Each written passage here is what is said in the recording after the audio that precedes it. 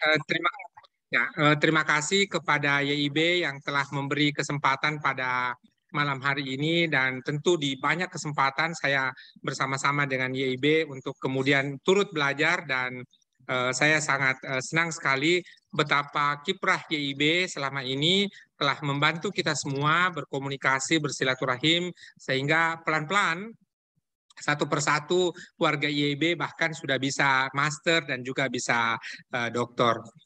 Saudara-saudari sekalian, saya hanya sharing ini dari pengalaman. Nanti boleh jadi pengalaman saya ini tentu berbeda dengan pengalaman teman-teman yang lain, kawan-kawan yang lain, sehingga jikalau memungkinkan mohon saya dikoreksi, mohon diluruskan ketika ada informasi-informasi yang keliru. Yang pertama adalah saya alhamdulillah dengan dukungan YIB, dukungan keluarga besar HMI dan KAHMI sekarang ini memegang 3 jawatan, 4 jawatan, 1 di dalam negeri dan 3 di luar negeri, diantaranya University College of Yayasan Pahang Malaysia, Fatoni University Thailand, dan yang terakhir sejak tahun 2021 memegang jawatan sebagai profesor di Necmettin Erbakan University. Saya hanya ingin share bahwa untuk persiapan studi ke luar negeri kita perlu paling tidak 4 hal. Pertama tentu adalah proposal, kemudian setelah itu menentukan perguruan tinggi tujuan, yang ketiga adalah profil kita sebagai calon mahasiswa, lalu kemudian yang terakhir adalah komunikasi antara kita calon mahasiswa dengan negara tujuan, universitas tujuan. Bahkan akan sangat bagus sekali kalau kita sudah mulai punya komunikasi dengan pengajar di jurusan tersebut. Satu persatu saya akan kemukakan. Pertama adalah proposal. Ya, ketika kita menyusun proposal, maka kita bisa langsung perhatikan ya bagaimana role, bagaimana panduan, bagaimana kemudian syarat-syarat yang disampaikan oleh setiap perguruan tinggi. Karena setiap perguruan tinggi memiliki perbedaan, memiliki karakteristik tersendiri dalam menyusun sebuah proposal. Yang kedua adalah dari perguruan tinggi itu kita sudah tahu niche-nya. Sebagai contoh, kalau Institut Pertanian Bogor tentu fokusnya ke pertanian. Universitas Putra Malaysia fokusnya ke pertanian. Lalu kemudian perguruan tinggi lain juga punya niche yang berbeda-beda. Maka kita harus mulai membaca, mulai familiar, lalu kemudian kita mencari informasi seluas-luasnya supaya mengenali perguruan tinggi itu. Lalu yang ketiga adalah tren. Kalau di ilmu komputer, trennya sekarang sudah masuk kepada artificial intelligence, masuk kepada metaverse dan sebagainya. Tetapi bidang ilmu yang lain boleh jadi punya tren yang berbeda. Ya, seperti filsafat. Sekarang mulai dilihat filsafat etika, mulai dilihat bagaimana kalau dalam studi Islam dilihat kajian-kajian profetik umpamanya. Maka tentu itu akan berbeda setiap perguruan tinggi tujuan yang kita inginkan. Yang terakhir adalah kita harus memilih area research kita. Ya, karena ada perguruan tinggi seperti di Malaysia, kalau menggunakan beasiswa dari Kementerian Pendidikan Tinggi Malaysia, maka area risetnya itu kemudian harus di internal Malaysia sendiri.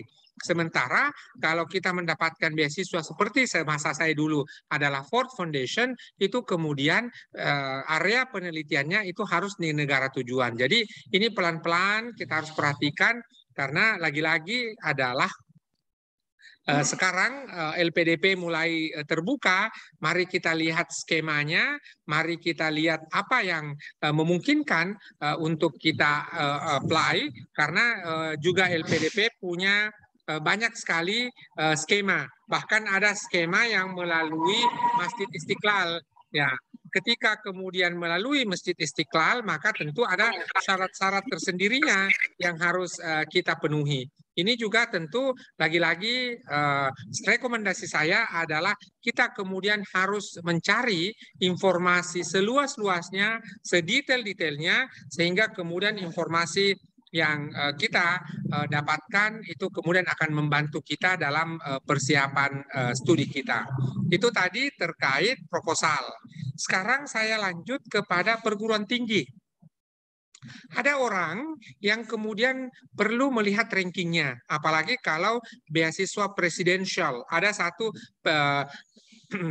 beasiswa yang pernah dimulai ketika pemerintahan Bapak Susilo Bambang Yudhoyono, Presiden Republik Indonesia di kala itu, lalu kemudian hanya menyasarkan perguruan tinggi 100 besar dunia menurut Times Higher Education. Ya, itu ranking. Tetapi ada juga sepanjang prodi yang kita apply, prodi yang kita mohonkan itu tersedia dalam senarai atau list yang ada dalam beasiswa tersebut seperti Malaysian International Scholarship (MES). Itu kemudian tidak mensyaratkan perguruan tinggi tapi mensyaratkan jurusannya. Ya, ada orang yang suka ke negara tertentu, ya, dengan alasan-alasan yang sangat personal. Itu juga masing-masing ada yang suka ke Korea, ada yang suka ke Jepang, ke Cina, Polandia, dan sebagainya. Ya, tetapi kata kawan saya bahwa dimanapun negaranya, dimanapun kotanya, sepanjang kita sudah lulus, itulah yang terbaik bagi kita. Belum tentu terbaik bagi orang, tetapi itulah terbaik bagi kita.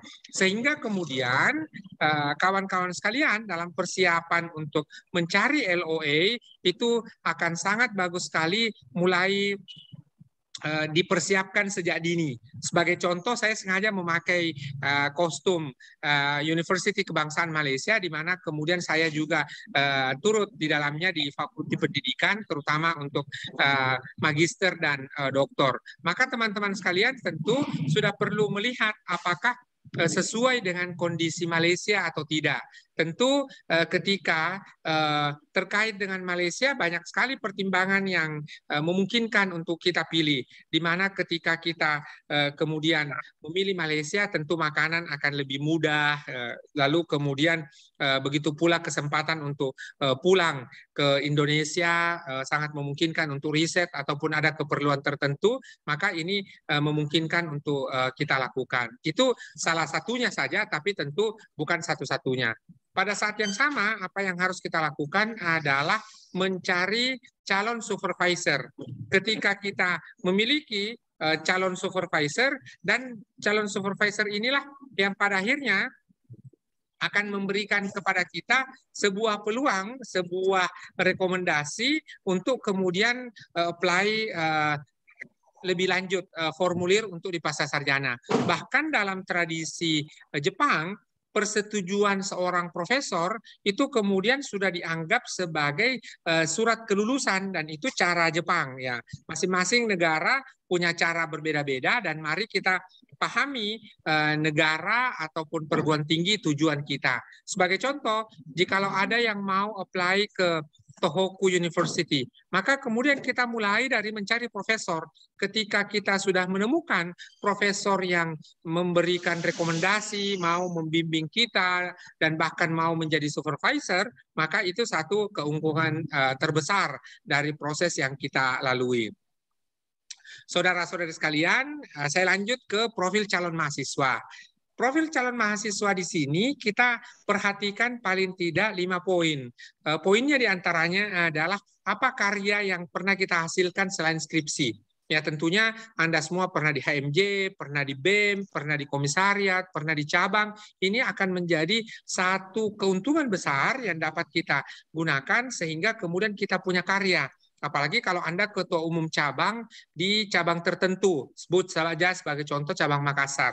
Ketika Anda ketua umum cabang di situ, kan Anda pasti biasanya ceramah tafsir tujuan. Maka Anda buatlah 2 halaman, 1 halaman, dan sebagainya. Kalau perlu buat PowerPoint, beberapa hal yang kita bisa jadikan sebagai klaim karya dan kekaryaan kita.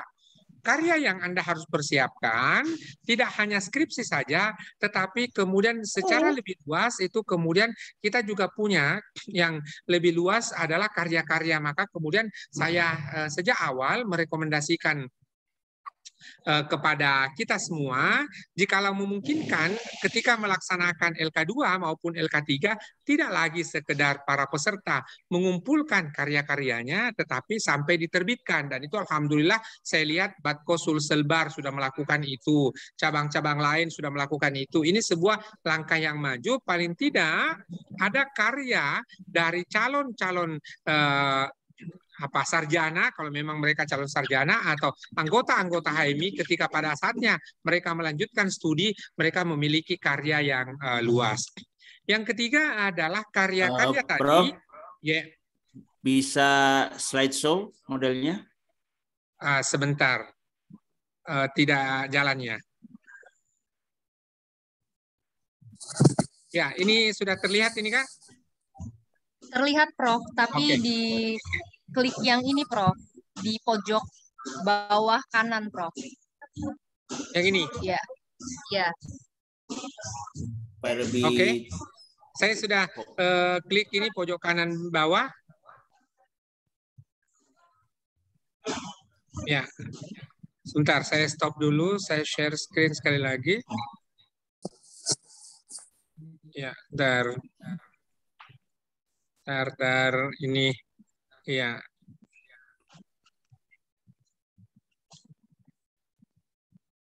Ya, ini terlihat. Saya masuk ke slide yang ke-7, profil calon mahasiswa. Oh, masih ya, sama ya. Tapi anyway nggak apa-apa, tapi kalau bisa yang full slide. Ini profil calon mahasiswa.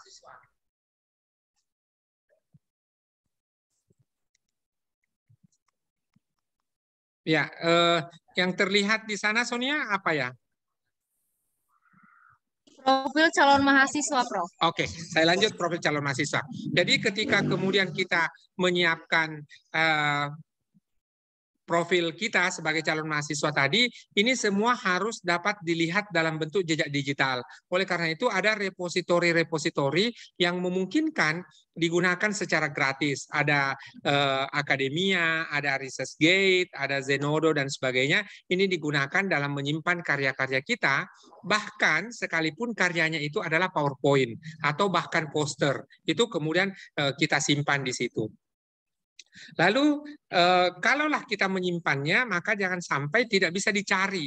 Ya, kenapa kemudian tidak bisa dicari? Karena websitenya mati. Oleh karena itu tadi silahkan dipertimbangkan untuk menggunakan seperti Akademia, ResearchGate, dan sebagainya, karena ini adalah platform-platform yang gratis dan itu kemudian bisa digunakan.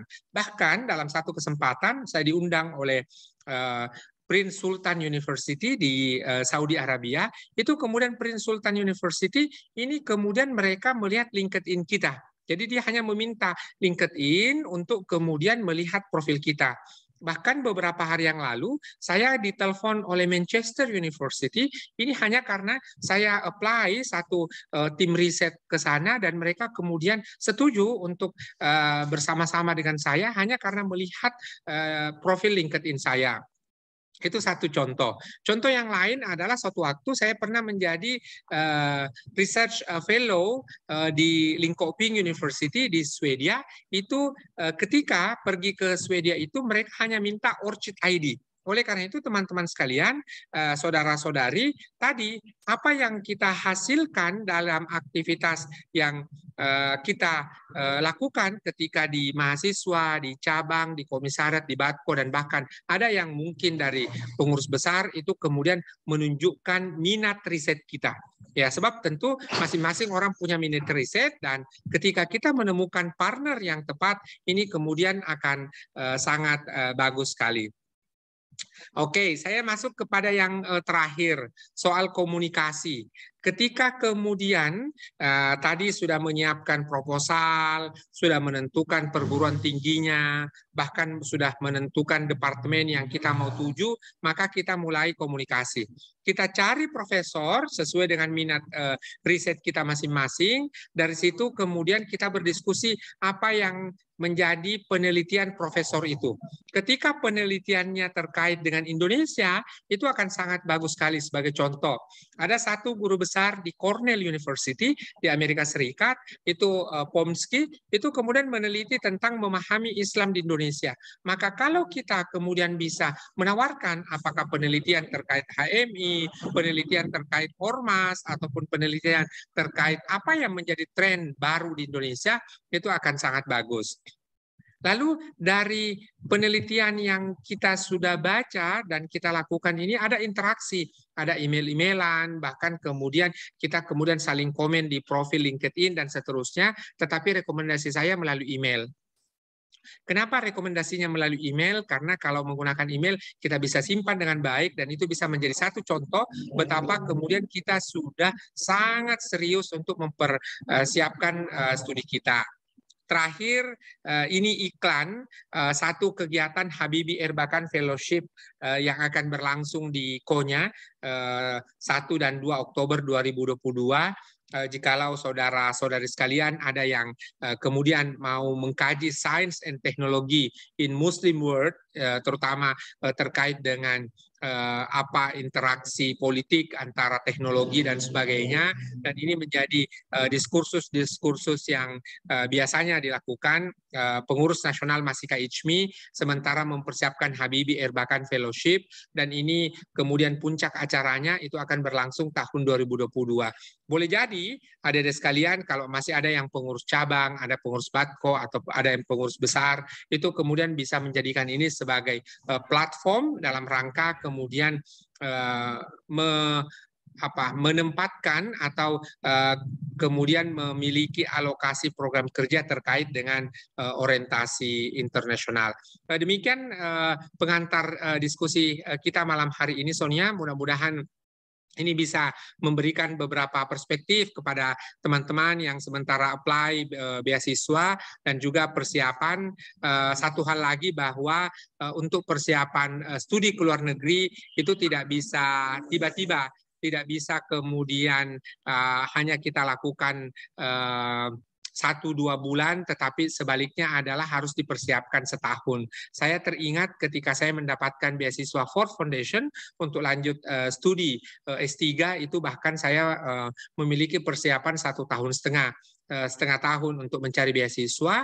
Lalu ketika mendapatkan beasiswa, saya kemudian harus belajar lagi bahasa Inggris, belajar PowerPoint, belajar SPSS dan sebagainya. Itu juga 1 tahun terakhir. Lalu kemudian dari proses itu kemudian justru saya mulai di 2003, lalu kemudian mulai kursusnya di 2024, ya bahkan kemudian menyeberang ke 2025, lalu kemudian nanti 2025 akhir, begitu terhitung 2026 awal baru kuliah. Sehingga menurut saya perkuliahan ya 2006 itu Kak. Jadi perlu 1,5 tahun. Ya, jadi perlu 1,5 tahun untuk persiapan. Oleh karena itu adik-adik sekalian harus cukup sabar. Kita semua diingatkan oleh Imam Syafi'i bahwa ketika kemudian kita mau mendapatkan ilmu pengetahuan, maka kata Imam Syafi'i seperti ini, ya, bahwa ada paling tidak 6 perkara yang harus kita perhatikan, bahwa kita tidak akan memperoleh ilmu pengetahuan kecuali dengan 6 perkara, yaitu kecerdasan, ya, semangat, ya, yang ada di dalamnya, sungguh-sungguh, berkecukupan, bersahabat dengan ustaz atau guru, dan yang paling terakhir adalah waktu zaman, waktu yang cukup lama. Ya, tidak bisa kita instan tiba-tiba mencari. Oleh karena itu kalau ada yang berminat kuliah sejak awal hari ini, maka tentu mencari LOE-nya dari sekarang. Paling tidak perlu waktu 6 bulan untuk mencari informasi-informasi yang kita butuhkan. Lalu kemudian harus dialokasikan waktu berapa ya? Kira-kira contoh 1 jam 1 hari, maka berarti 1 minggu kita punya 7 jam untuk mencari informasi itu. Sebab jangan melakukan hal-hal yang konyol. Sebagai contoh, ada mahasiswa saya tiba-tiba posting di grup, tolong informasi S3 beserta beasiswanya.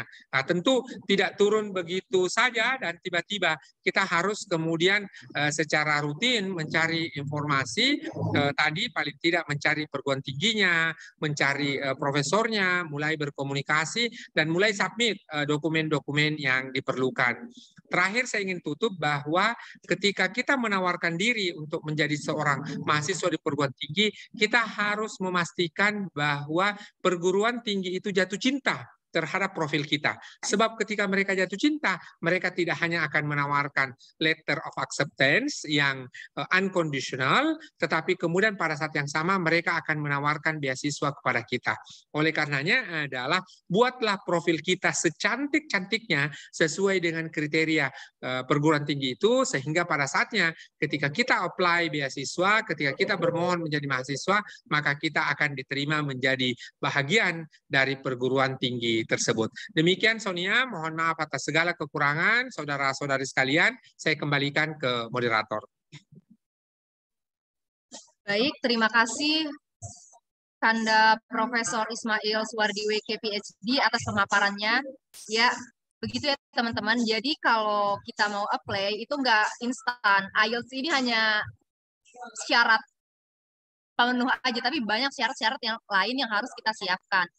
Sampai di sini apakah ada pertanyaan dari teman-teman semua ke Profesor Ismail?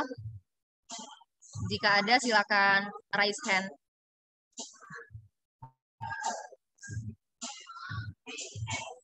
Dan beliau ini sangat menginspirasi sekali ya. Untuk informasi, Kakanda Profesor Ismail ini aktif di PBHMI pada tahun 2003 sampai 2005 di Departemen Hubungan Internasional, dan itu sangat relate ya. Sekarang diaplikasikan dan itu sangat relate dengan kegiatannya saat ini, yaitu banyak melakukan berbagai kolaborasi internasional, baik itu tulisan, mengajar, dan lain sebagainya. Kepada teman-teman semua, apakah ada pertanyaan yang ingin disampaikan kepada Prof. Ismail? Langsung aja dimulai dari Sonia dulu ya, bertanya. Pertanyaannya sebenarnya dari saya ya, Kanda Ismail. Dari saya nggak ada pertanyaan sih, cuman butuh ini aja. Banyak itu tadi saya banyak dapat masukan dari materi malam ini, yaitu persiapannya nggak hanya banyak profil kita itu juga sangat menjual ya. Jadi jangan kalau yang saya ambil dari pemaparan Profesor Ismail malam ini, jangan stuck di satu beasiswa, apply semua, dan tunjukkan kalau diri kita itu berkualitas. Jadi kampus pun selain mengeluarkan LOA juga akan menawarkan beasiswa-beasiswa yang cocok. Dan Prof. Ismail ini menulis di riset dengan kaitan bahasa, pendidikan, dan agama Islam dan kebudayaan ya Prof ya. Dan itu saya udah baca profilnya, sangat banyak buku, karya-karya ilmiah, artikel, jurnal, dan artikel proceeding yang udah terbit. Saya sih belum ada pertanyaan ya, Anda. Sonia, saya setuju sekali bahwa tidak hanya profil kita dalam bentuk LinkedIn, ResearchGate, atau akademia yang harus kita rawat, termasuk kalau ada teman-teman sekalian yang berminat ke UK atau berminat ke Amerika Serikat, maka tolong dijaga profil Facebook-nya. Kenapa? Karena pada saat apply visa itu kita akan diminta mana profil Facebook. Maka kemudian apa yang Anda lakukan sehari-hari kaitannya dengan akademik, unggah ke Facebook di situ. Tetapi kalau kaitannya dengan hal-hal yang berbeda, mohon dipertimbangkan untuk tidak diunggah ke Facebook. Ada satu teman itu kemudian mendapatkan beasiswa di LPDP, lalu kemudian hanya karena memfitnah pemerintah, itu kemudian oleh tim pewawancara itu kemudian dipertanyakan dan didiskusikan lebih lanjut, dan bahkan karena sudah masuk tahapan wawancara, akhirnya tahapan berikutnya justru tidak lagi lolos. Ini boleh jadi adalah Anda boleh mengkritik pemerintah, saya tentu tidak menghalangi Anda mengkritik pemerintah, tetapi kritikannya itu by data. Ya, jangan kemudian memfitnah. Dalam konteks yang lain ada keluarga besar kita kami itu kemudian diberhentikan dari kampus karena pekerjaannya hanya mengutuk presiden, mengutuk Jokowi dan sebagainya. Padahal sejatinya sebagai seorang mahasiswa dosen, kalau dia mau mengkritik silahkan boleh. Jadi pemerintah juga tidak anti kritik, tetapi kemudian jangan menuduh, jangan memfitnah sesuatu. Jadi kalaulah Anda berminat untuk kuliah ke Amerika Serikat ataupun ke Inggris, maka Anda harus rawat baik-baik akun Facebooknya. Karena jangan sampai sudah dapat kampus, sudah dapat beasiswa, tetapi tidak dapat visa. Itu kan akan jadi masalah. Itu tidak berangkat itu. Ya, oleh karenanya adalah ada orang yang mengatakan bahwa jari-jarimu adalah harimaumu. Maka lagi-lagi ketika mau posting sesuatu ke Facebook, ke grup, percakapan dan sebagainya, itu harus sangat hati-hati.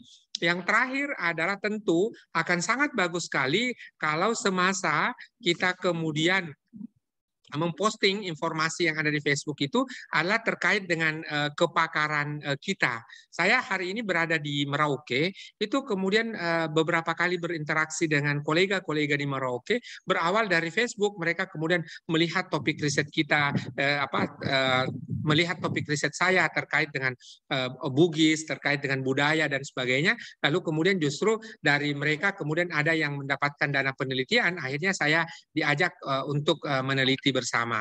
Oleh karenanya adalah apa yang perlu dilakukan oleh kita ketika menggunakan Facebook, ketika menggunakan media sosial, mari kita menggunakan secara bijak, dan ini tentu sangat penting sekali terutama dalam kaitan dengan profil kita. Tadi saya sudah kemukakan bahwa ada pintu-pintu rezeki saya dapatkan melalui Orchid ID ke Linköping University di Swedia, ada kemudian rezeki saya dapatkan sekarang dari Manchester University karena kaitannya dengan LinkedIn dan sebagainya.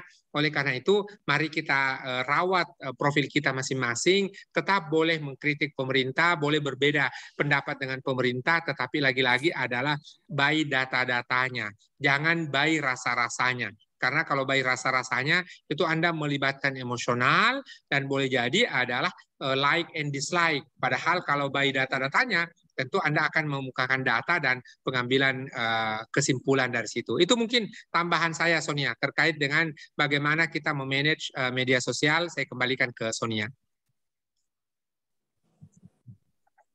Baik, jadi begitu ya teman-teman semua, kita harus menjaga sikap kita di media sosial.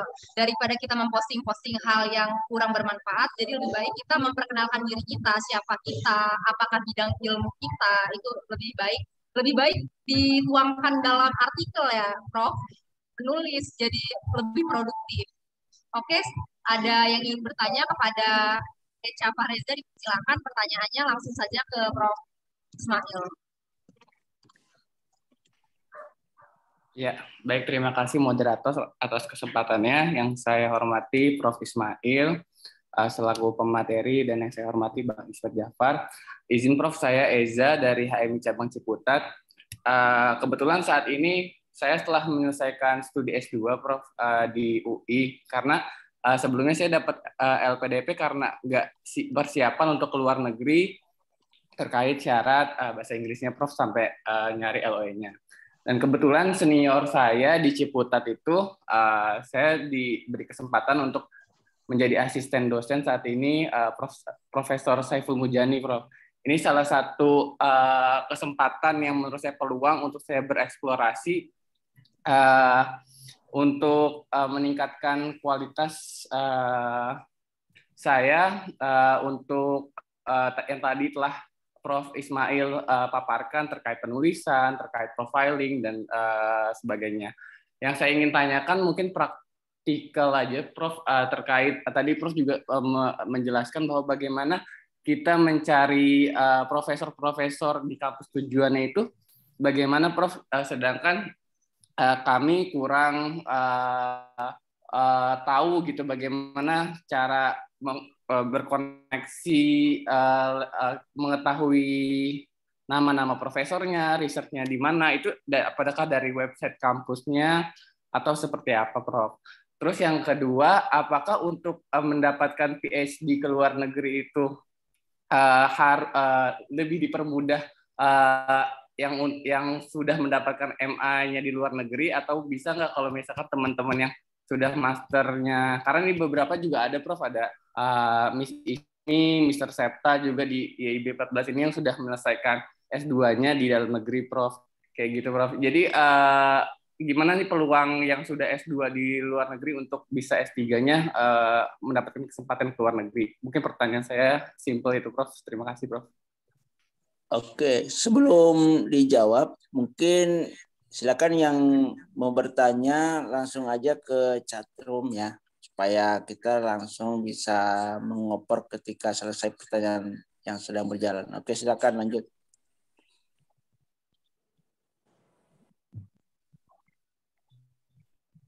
Iya, baik. Adakah lagi yang bertanya? Boleh saya Miss Sonia yang bertanya. Oke, kepada Davandan dipersilakan pertanyaannya.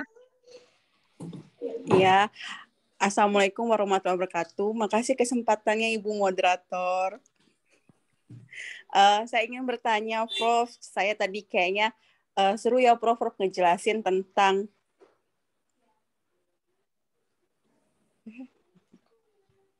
tadi Prof ada sedikit menjelaskan tentang kayak ada yang Habibie, program Habibie, terus kita harus menaikkan profil kita dengan cara penelitian itu penting sekali, bakal banyak dilihat profesor-profesor dan luar negeri. Dan saya ingin sekali, Prof,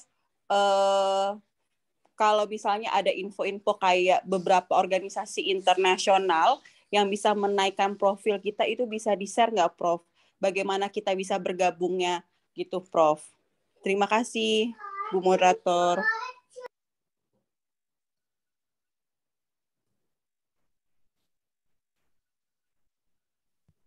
Baik, terima kasih atas pertanyaannya. Mungkin bisa dijawab dulu Prof. Ismail sambil menunggu jika ada pertanyaan lain. Ya, terima kasih Sonia, terima kasih Eza dan Pandan. Yang pertama, Eza beruntung berada di pusaran pusat-pusat keilmuan Indonesia dan diantaranya adalah Ciputat. Apalagi Eza sekarang mendampingi Prof. Saiful Mujani, tentu boleh jadi Eza akan mendapatkan rekomendasi kira-kira Eza itu bisa lanjut kemana. Eza boleh cerita apa kajian prodinya, apa minat risetnya? Ya, saya ilmu politik, Prof, di Ciputat, dan S2-nya juga ilmu politik. Saya juga, pertanyaan saya juga, gimana kalau riset kita itu berkaitan dengan tesis-tesis, skripsi atau tesis kita sebelumnya gitu, Prof? Apakah itu lebih bagus atau memang yang sedang aktual saat ini gitu, Prof? Karena kalau tesis saya sih, saya tentang gerakan sosial dan masyarakat sipil, Prof. Jadi di skripsi saya tentang gerakan sosial dan civil society, sama S2 saya juga sama sih, ngambil civil society dan social movement. Ya, saya kira sangat bagus itu Eza, ilmu politik. Hanya saja saya tidak mengatakan bagus atau tidak riset skripsi tesisnya Eza dilanjutkan ke disertasi, tetapi poinnya tadi apakah perguruan tinggi tujuan itu berminat dengan kajian itu atau tidak.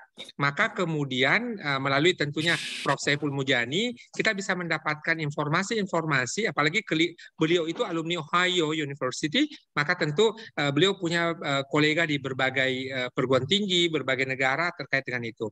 Yang kedua, ada senior kita, baru saja pulang dari atas pendidikan di Saudi Arabia. Eza boleh bertemu dengan Kak Ubaidillah, maka boleh jadi ada informasi kira-kira kalau ilmu politik di Saudi Arabia dan Eza mau kuliah di Saudi Arabia itu kemana kira-kira apply-nya. Profesor siapa yang akan dikontak dan seterusnya. Nah, itu pilihan selanjutnya. Lalu kemudian Eza juga boleh bertemu dengan ada satu dosen Ciputat, nama orang Muhammadiyah, Din Wahid. Beliau pernah menjadi atase di Belanda. Nah, atas pendidikan dan kebudayaan di Belanda. Maka melalui Bang Din Wahid itu kemudian juga boleh jadi ada komunikasi. Jadi sederhananya adalah EZA boleh mencari alumni-alumni perguruan tinggi dari negara tertentu jikalau ingin menuju ke sana. Kalau mau ke Jepang, maka diantaranya ada nama Prof. Husni Tandra. Kalau mau ke Belanda, ada senior di Bappenas, ada Kang Tatang, ada Kang Ami Al-Humami. Lalu kalau mau ke Kang Ami itu Inggris ya. Kalau Kang Tatang itu dari Belanda. Lalu kalau mau kemudian ke Swedia, boleh Eza kontak saya, WA saya ada di kolom chat box. Nanti boleh kontak. Di Swedia saya boleh recommend Linköping University. Tetapi tempat saya mengajar di Linköping University itu dia applied ethics, maka tentu politik yang terkait dengan applied ethics. Boleh social movement tetapi terlihat dari kajian-kajian etikanya. Jadi lagi-lagi saya katakan bahwa kita harus mengecek masing-masing minat perguruan tinggi, karena setiap perguruan tinggi memiliki minat masing-masing, satu, kemudian yang kedua mereka punya fokus yang berbeda-beda. Itu menjawab pertanyaan dari Eza. Saya lanjut ke pertanyaannya Vandan, bahwa saya justru terbantu dan sudah disampaikan juga oleh Sonia tadi bahwa suatu waktu formatur ketua umum Kongres di masa itu, Kakanda Hasanuddin, memberikan kepercayaan kepada saya sebagai pengurus besar HMI. Dan inilah profil yang saya gunakan, dan kemudian dari situ saya bisa bersilaturahmi, berkenalan dari berbagai negara dan seterusnya. Karena kan di Jakarta itu banyak kedutaannya. Kita boleh melakukan courtesy call, kunjungan kehormatan dalam rangka melakukan itu. Oleh karena itu, kritik saya kepada teman-teman HMI, ada tuh bidang-bidang hubungan luar negeri. Tapi bidang hubungan luar negerinya ya tinggal di Jakarta, tinggal di Makassar, tinggal di mana itu. Itu kan tidak relevan. Mestinya ketika menjadi bidang hubungan luar negeri di PB HMI, hubungan internasional, maka tentu perlu mengakselerasi informasi-informasi. Maka tentu Vandan bisa menggunakan OIC, ada Organization for Islamic Countries yang dulu disebut dengan OKI, ya itu juga bisa membantu memprofilkan kita. Kalaulah kemudian ada teman-teman yang berkenan, maka tadi ada informasi-informasi terkait Habibie Erbakan Fellowship yang akan saya share secara berkala, dan itu puncak kegiatannya itu di Konya di Turki tanggal 1 dan 2 Oktober, tetapi rangkaian-rangkaian sebelumnya juga ada.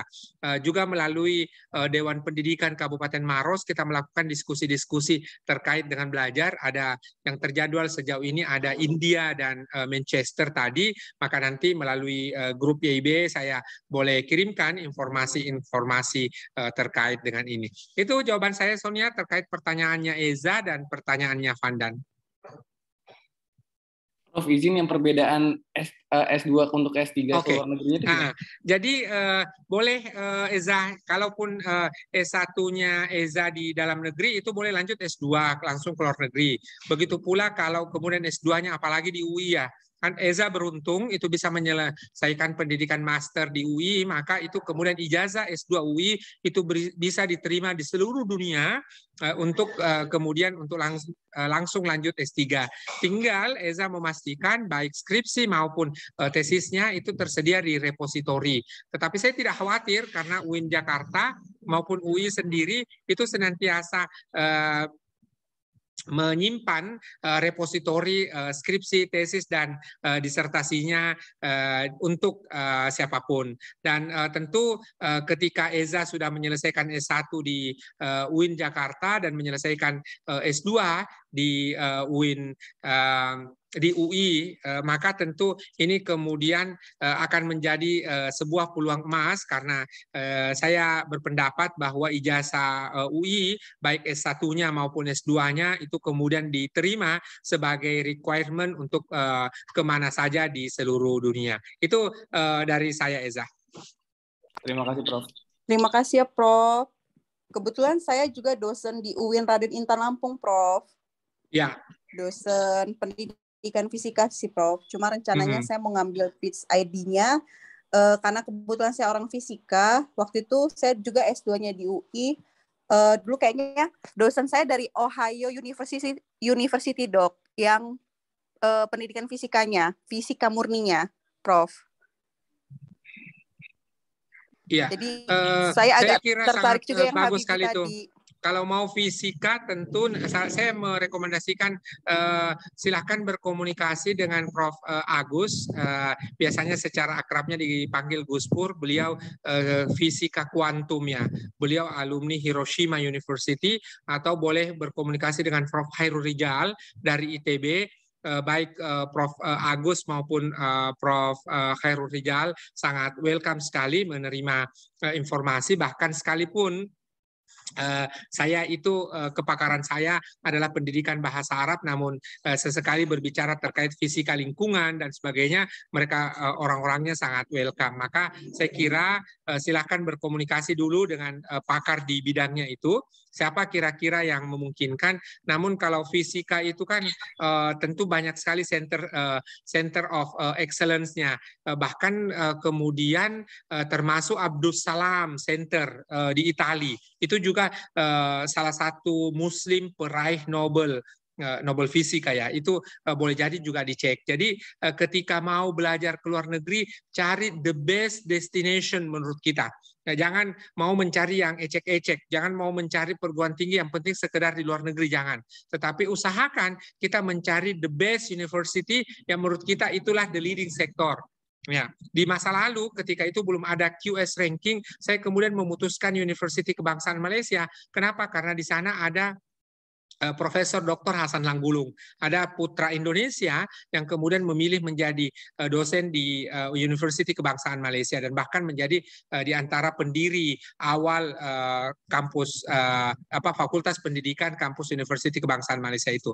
Oleh karenanya adalah lebih banyak berdiskusi, lebih banyak dalam tanda kutip curhat kepada orang yang memang memungkinkan, dan bahkan juga kalau Eza kan sebenarnya sangat dekat dengan Bang Azra, maka Bang Azra adalah salah satu orang yang saya recommended Eza ketemu beliau langsung kira-kira yang memungkinkan. Kalau Eza mau ilmu politik terkait dengan komunikasi, boleh ketemu Prof. Andi Faisal Bakti, karena Prof. Andi Faisal Bakti adalah chair holder UNESCO Chair in Communication and Sustainable Development. Maka sederhananya adalah ketemu orang yang tepat dan berada di komunitas YIB ini adalah satu kesempatan bagi kita untuk kemudian saling berkomunikasi, dan tentu ini kita harus pertahankan karena ini ikhtiar yang sangat bagus sekali dari keluarga besar HMI dan KAHMI, sehingga kemudian pelan-pelan sekarang kita itu bahkan puluhan ya, lebih 30 orang yang selesai master dan PhD di tahun lalu kalau performance dari YIB di tahun 2021. Mudah-mudahan angka itu masih bisa sama dan bahkan lebih baik untuk tahun ini, dan teman-teman yang sementara ada di YIB tetap semangat ya, tidak ada proses yang instan, bahkan mie instan sekalipun tetap harus dimasak, harus nyari air panas dan sebagainya. Jangan pernah kemudian menyerah, karena begitu menyerah maka hari itu kita juga gagal. Tetapi begitu kemudian kita bisa mendapatkan sebuah semangat, maka kita bisa lakukan. Satu lagi, Ezra boleh berkomunikasi dengan Prof. Hafid Abbas, salah satu guru besar yang terlibat di YIB. Prof. Hafid Abbas pernah menjadi komisioner di Komnas HAM, beliau juga dosen tamu di berbagai perguruan tinggi, bahkan sekarang pun masih ketua senat akademik di Universitas Negeri Jakarta. Beliau mendapatkan doktor honoris causa dari Harvard International University. Maka kalau Eza mau kemudian mau mengkaji terkait ilmu politik dan kaitannya dengan studi agama, maka suatu waktu saya rekomendasikan YIB mengundang Kak Salim Mude. Sekarang Kak Salim Mude baru saja lulus S2 dan alhamdulillah diterima di Harvard International University dengan beasiswa unggulan untuk S3-nya. Jadi saya mengapresiasi apa yang diinisiasi oleh Kak Ismet bersama YIB untuk mempertemukan dan menyambung silaturahim kita pada malam hari ini. Saya kembalikan Sonia. Baik, terima kasih Prof. Ismail. Banyak sekali ya informasi-informasi yang bisa kita dapatkan dari Kakanda Prof. Ismail selaku narasumber malam ini. Kepada teman-teman sekalian, tadi ada yang mau bertanya kepada Yunda Tri, dipersilakan. Baik, terima kasih Kakak moderator. Assalamualaikum Prof. Assalamualaikum, Prof. Izin bertanya, Prof. Waalaikumsalam warahmatullahi wabarakatuh. Silakan dilanjut, Tri. Ya, Prof, ini sekalian sharing ya, Prof, plus curhat. Saya sekarang sedang proses untuk apply S3 nih, Prof. Cuman kendalanya adalah menemukan advisor. Karena kalau kita domisili di kota tempat kita belajar, saya dari Surabaya nih, Prof. Kan enak kan, Prof ya? Kita masih bisa ketemu sama dosen yang membimbing kita.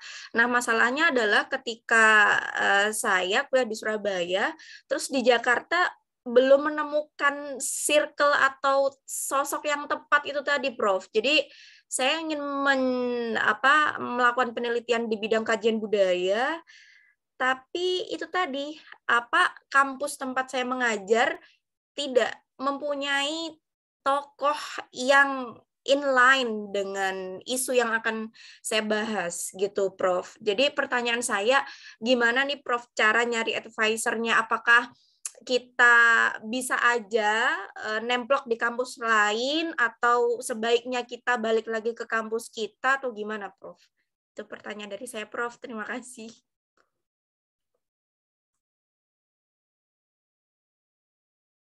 Terima kasih, Prof.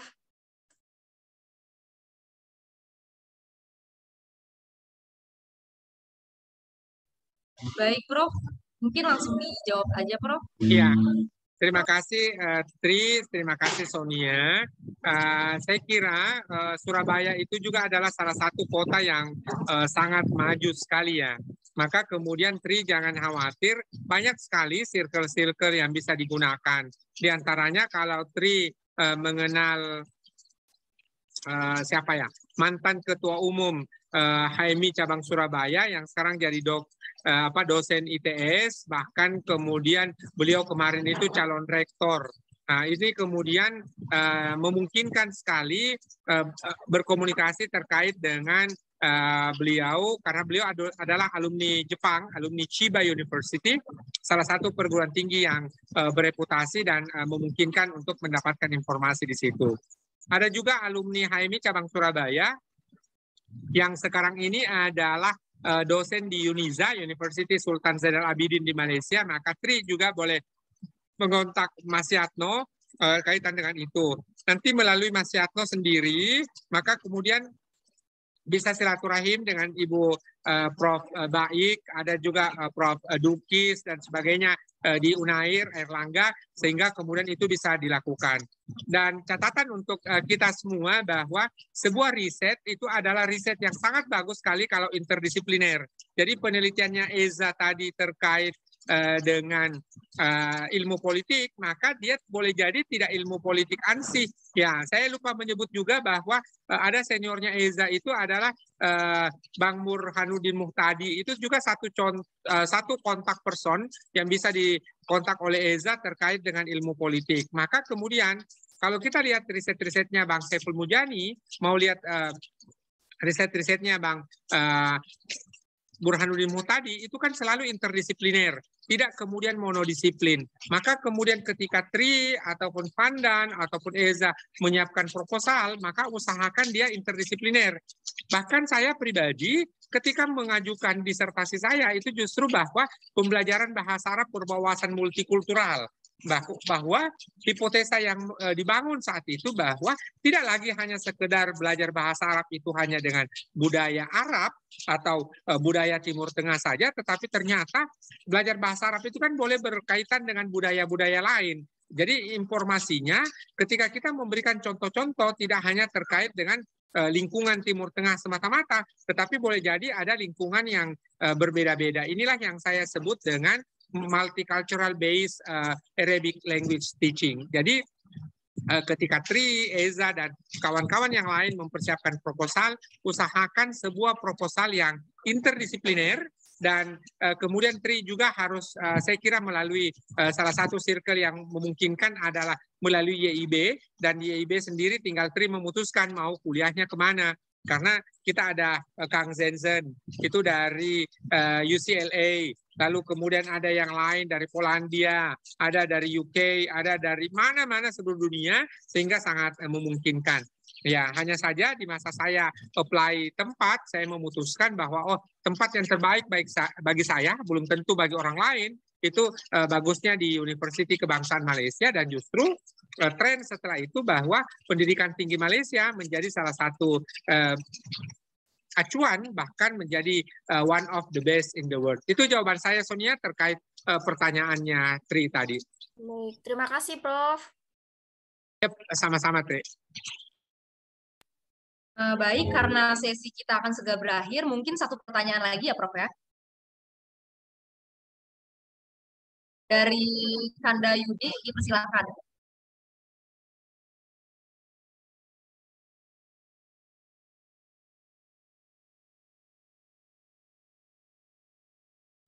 Kanda Yudi, tadi raise hand, dipersilakan jika ingin menyampaikan pertanyaan pada Prof Ismail.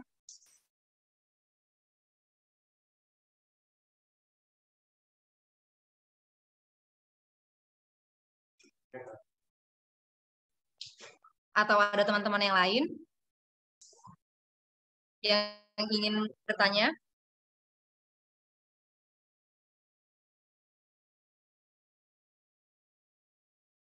Saya coba bantu ya.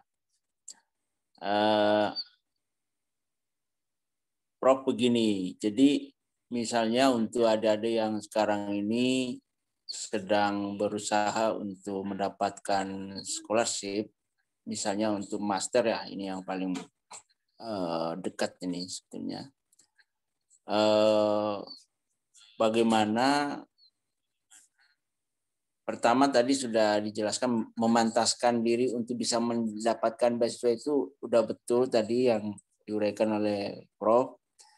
Nah, yang bagaimana cara mengapply sebuah beasiswa ini membutuhkan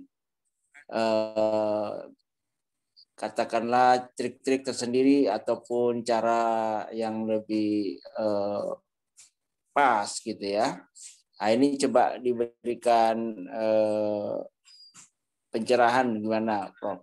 Terima kasih.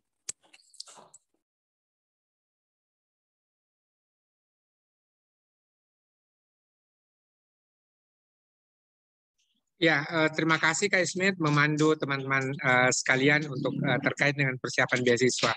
Jadi sederhananya menurut saya Kak Ismet bahwa kalau saya mau apply beasiswa, saya sejak awal tahu apa persyaratannya beasiswa itu. Bahkan sekarang ada beasiswa yang ditujukan kepada para penghafal Al-Quran.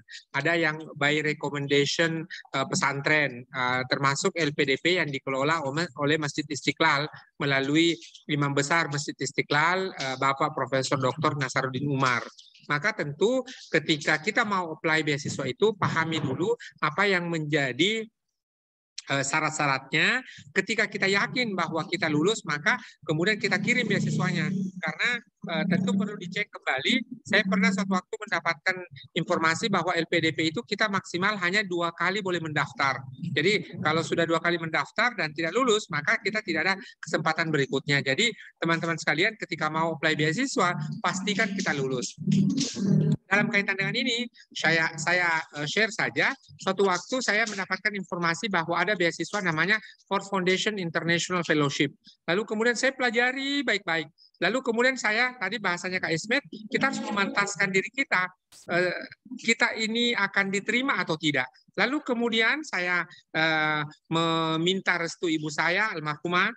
Dulu ketika waktu itu beliau masih hidup, saya langsung berkomunikasi, lalu kemudian beliau menyetujui dan saya alhamdulillah lulus beasiswa itu. Teman-teman sekalian juga boleh membaca bukunya Irfan Amali, penerima beasiswa Ford Foundation International Fellowship juga. Berkali-kali beliau dalam ceritanya bahwa mengajukan beasiswa kemana-mana, justru kemudian ketika di masa itu boleh jadi karena ibunya tidak ridho dalam tanda kutip, lalu kemudian tidak lulus. Setelah dia pijat-pijat kaki ibunya, minta izin dengan baik, maka kemudian dia lulus. Maka bukunya diberi judul adalah Beasiswa di Bawah Telapak Kaki Ibu.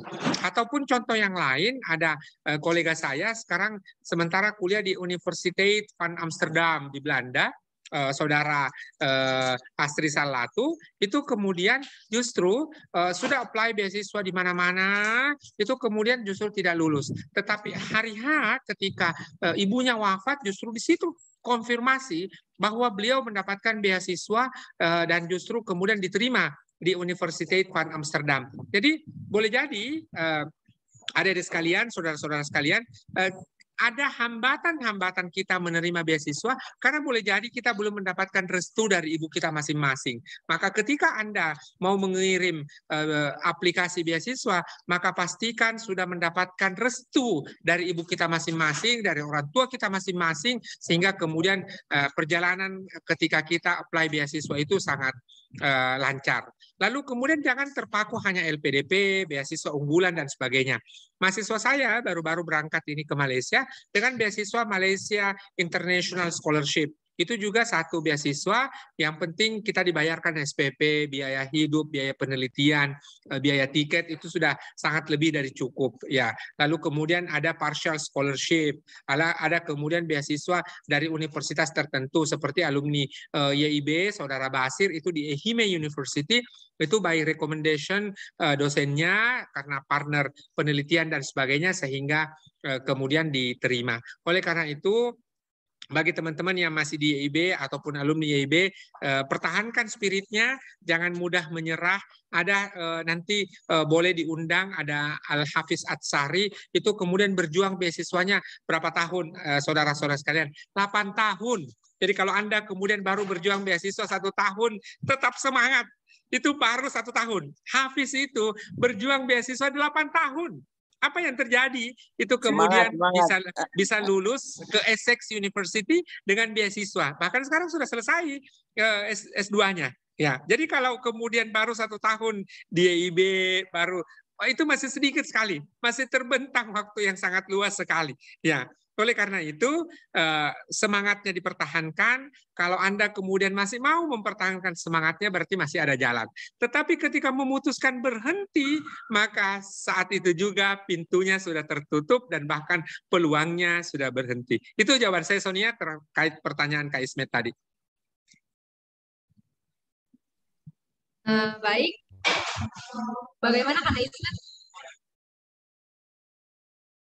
Kira tadi yang disampaikan sangat menarik. Kebetulan juga tadi, ini nanti juga minta sharing juga dari Prof. Ismail. Tadi ini saya, ya seperti biasa saya itu kalau waktunya luang, saya mencoba kontak-kontak dengan adik-adik YIB yang sementara studi di luar negeri. Nah, salah satu tadi yang saya kontak itu mengabarkan ke saya bahwa dia mendapat kepercayaan dari supervisornya.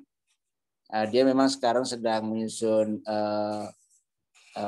disertasi ya, kalau di sana tesis master disertasi namanya di UK, dan ternyata dia membina hubungan yang cukup baik dan mendapat kepercayaan dari dosennya.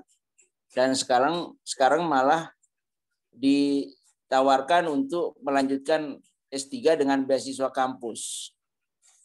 Nah, ini saya kira contoh cara-cara untuk bisa mencari peluang-peluang beasiswa, terutama beasiswa kampus ya, Prof ya.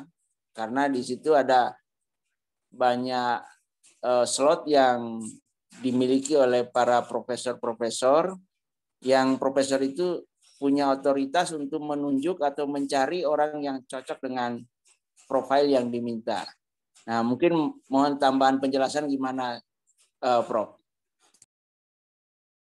Terima kasih, Kesmet. Setuju sekali bahwa ada beasiswa yang disalurkan tidak melalui pengumuman universitas, tetapi melalui profesor. Biasanya kalau dalam tradisi Inggris disebut dengan RA, Research Assistant, atau kemudian ada yang menyebut GRA, Graduate Research Assistant. Biasanya lebih tinggi honornya. Kalau RA itu kalau dalam ringgit Malaysia 1.500 ringgit, tetapi kalau GRA bisa menjadi 2.000 ringgit per bulan. Nah, itu boleh jadi adalah caranya menurut saya Adik-adik sekalian, silahkan semua diunggah makalah-makalah yang dimiliki selama ini, artikel-artikel koran selama ini, sebagai contoh unggah ke akademia. Ketika kemudian ada seorang profesor yang berkomunikasi, tunjukkan ini loh Prof, profil saya, bla bla bla dan sebagainya. Maka dia akan memutuskan untuk memberi itu atau tidak. Satu. Kemudian yang kedua, dalam konteks negara-negara persemakmuran seperti Australia, New Zealand, Malaysia, India, itu kemudian ada beasiswa-beasiswa yang memang memerlukan approval seorang profesor. Maka tadi saya sejak awal berkomunikasi dengan Eza tentu punya peluang yang sangat bagus sekali. Pertama profilnya UIN Syarif Hidayatullah plus UI. Lalu kemudian sekarang membantu Prof. Saiful Mujani. Lalu ada orang-orang yang ada di sekeliling di situ. Nah, dengan menggunakan tiket itu saja, Eza boleh memilih perguruan tinggi manapun yang disukai. Bahkan itu sekalipun Cornell, sekalipun itu Harvard, jikalau ada program studi dan penelitian yang sesuai di sana. Hanya saja memang setiap negara memiliki gaya yang berbeda-beda. Belanda itu punya 4 tahun penelitian. 4 tahun masa studi S3. Penelitian 1 tahun diantaranya itu harus di negara tujuan, contoh di Indonesia. Maka kita harus tinggal paling tidak 3 tahun di Belanda. Ya, oleh karena itu adalah silahkan mana yang memungkinkan. Di Inggris juga berbeda, lalu kemudian di Malaysia berbeda, di Amerika berbeda. Maka pilihlah negara yang menurut kita sesuai, tetapi kadang-kadang ada guyonan ataupun mungkin ada humor teman-teman mempertanyakan. Ya, namanya humor ya, silahkan itu tetap boleh didengar, tetapi jangan sampai mempengaruhi semangat kita. Lalu kemudian tadi saya rekomendasikan kalau ada yang berminat ke Belanda silahkan kontak Kang Tatang di Bappenas, ada yang berminat ke Inggris silahkan kontak ke Kang Ami Al-Humami. Beliau 2 senior yang saya rekomendasikan sangat welcome kepada kita semua, bahkan masih bersedia untuk membalas chat-chat kita, dan beliau tentu sangat senang sekali jikalau ada di antara adik-adik sekalian yang mau lanjut baik ke Belanda maupun lanjut ke UK. Dan lagi-lagi saya ingin menutup bahwa beasiswa tidak hanya LPDP ataupun beasiswa unggulan, ada beasiswa Stunet, ada beasiswa Chevening, ada beasiswa Fulbright, ada bahkan beasiswa yang kita harus part-time ya, ataupun dalam bentuk research assistant ataupun graduate research assistant. Jadi explore seluas-luasnya, dan kita beruntung abad 21 ini menyiapkan kita alat komunikasi yang serba murah, cepat, dan kemudian bisa kita temukan di mana saja. Di masa lalu itu kemudian ya hanya kita bisa dapatkan di warnet, setelah itu kita bisa dapatkan di warkop, setelah itu kemudian terbatas. Tapi hari ini di handphone kita sekalipun, dan bahkan banyak kemudian orang yang bersedia untuk memberikan nomor WhatsApp-nya. Oleh karena itu kalau ada yang tertarik kuliah ke Manchester University, saya tidak promosi ya adik-adik sekalian, tapi kalau ada yang mau ke Manchester University silahkan dilihat dulu websitenya. Saya sekarang lagi mulai menjalin kontak dengan Manchester University, mereka baru saja menelpon, dan bulan Maret yang akan datang mereka meminta saya untuk kemudian memberi eksplorasi terkait bagaimana kerjasama pendidikan tinggi Indonesia dan Manchester, dan bahkan mengundang saya untuk menjadi dosen tamu di Manchester University. Tapi ini bukan terkait Manchester United dan sebagainya. Sebab kalau kemudian ada sekalian pencinta sepak bola lalu berpikir mau kuliah ke Manchester, tiketnya mahal sekali. Jadi simpan dulu soal sepak bola itu, kita fokus ke bagaimana mendapatkan LOA, lalu setelah ada LOA,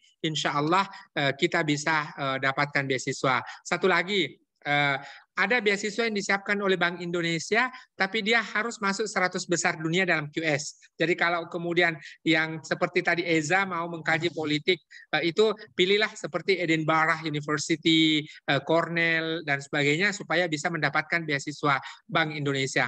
Beasiswa Bank Indonesia sudah terbuka, silahkan dilihat di websitenya, dan itu besarannya lebih besar dibanding beasiswa LPDP. Tentu kita ingin sekolah sambil happy, ya. Tetapi kalau memang rezeki kita dapatkan beasiswa dengan dana terbatas, maka itulah rezeki kita. Demikian Kak Ismet, saya kembalikan ke Sonia.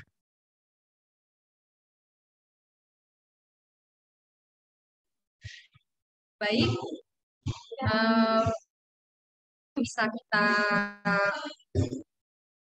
dapatkan informasinya dari narasumber kita yang sangat inspiratif malam ini, yaitu Profesor Ismail Suwardi WG. Jadi poin-poinnya adalah yang pertama itu jangan terfokus dengan satu beasiswa ya, Prof ya. Dan coba branding diri kita, tunjukkan apa fokus keilmuan kita itu, dan publish semua itu harus terpublish dan harus punya lebih lagi research tentang beasiswa apa yang ingin diajukan dan di kampus mana serta studi apa yang akan kita ambil.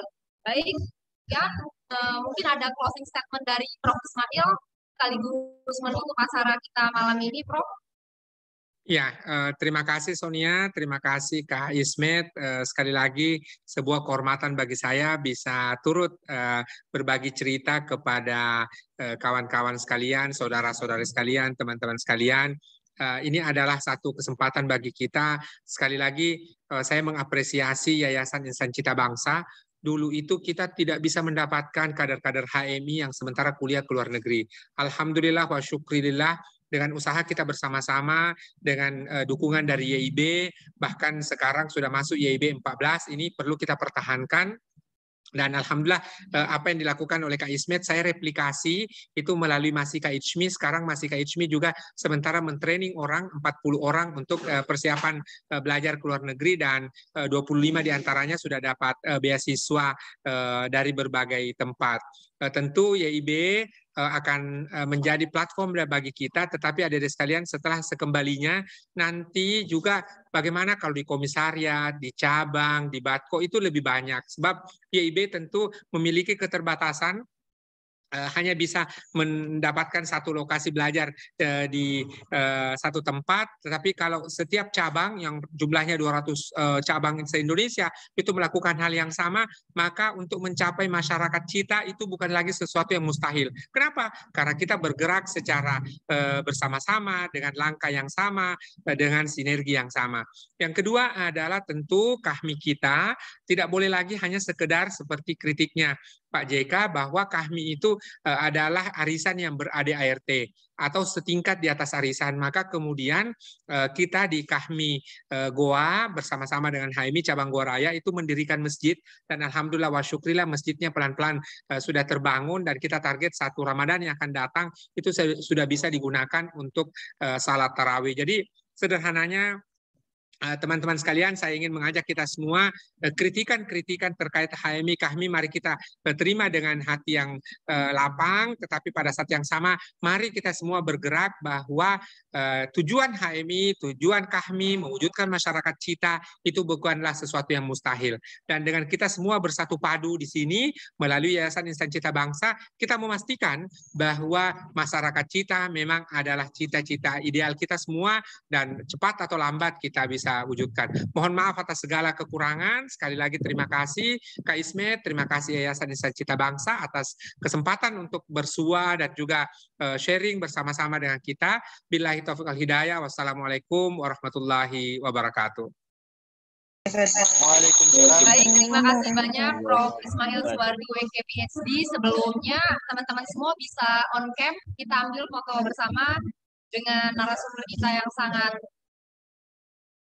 keren malam ini ya.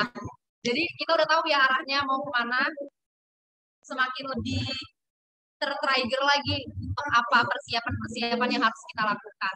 Oke, kalau ada yang mau ke ekonomi syariah dan mau belajar ke Turki, boleh kontak saya Sonia. Saya ada alokasi beasiswa 2 orang di Istanbul Aydın University. Mereka minta untuk ekonomi syariah, untuk S2 ataupun S3. Mantap, mantap.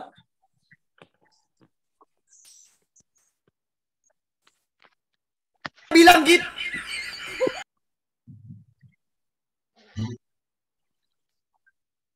Foto bersama, yuk lanjut.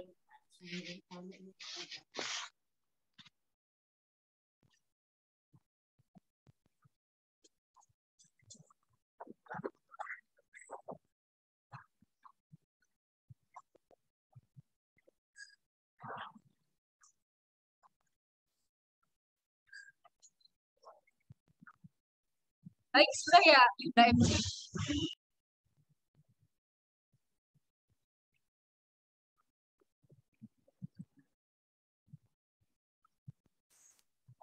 Admin, apakah sudah?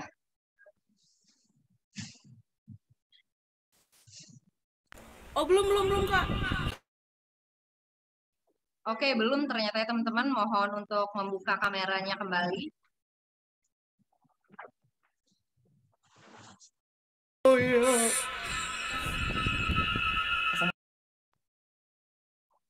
Oke, kita foto dulu ya. Mohon dibuka kameranya.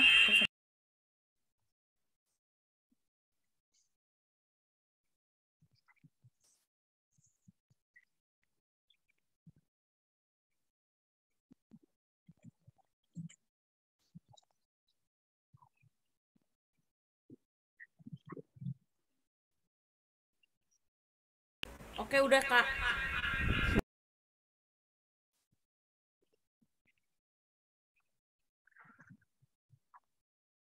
Baik, cukup. Mungkin acara sharing dan motivation malam ini kita lakukan dan semoga teman-teman semua lebih termotivasi lagi dan lebih tahu lagi ya kemana arah langkah yang harus kita siapkan. Karena paparan dari narasumber kita malam ini menurut saya cukup jelas dan cukup membuka